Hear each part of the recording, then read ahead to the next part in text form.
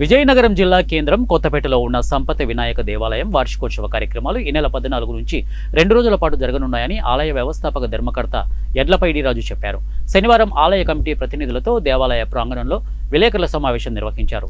ఈ సమావేశంలో కరపత్రాల ఆవిష్కరణ కార్యక్రమం జరిగింది.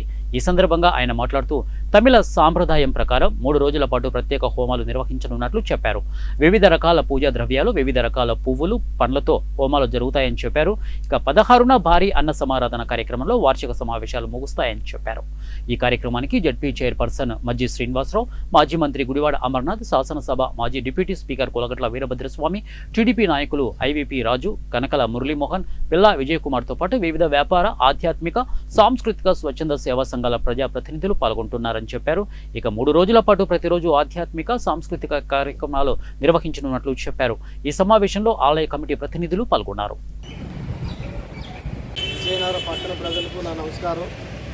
మరి కొత్తపేట విజయనగరంలో శ్రీ శ్రీ సంపత్ వినాయక దేవాలయం మరి ప్రతిష్ఠ జరిగి 4వ వార్షికోత్సవం జరపబడుతుంది. అలాగే 4వ తారీఖు 14వ తారీఖు మరి ఈ నెలలో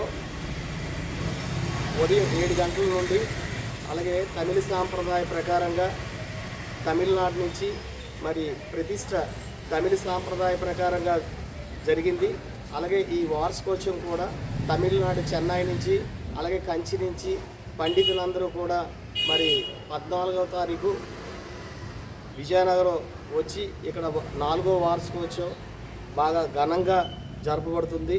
అలాగే ఈ కార్యక్రమాలు కూడా సోమవారం ఉదయం 7 గంటల నుంచి 11 గంటల వరకు జరపబడును. అలాగే ఉదయం 7 గంటల నుండి లక్ష్మీ గణపతి హోమం, నవగ్రహ హోమం, గణపతి అభిషేకం ఈ కార్యక్రమాలు జరపబడును. అలాగే 14వ తారీఖు మరి అదే రోజు నాడు మధ్యాహ్నం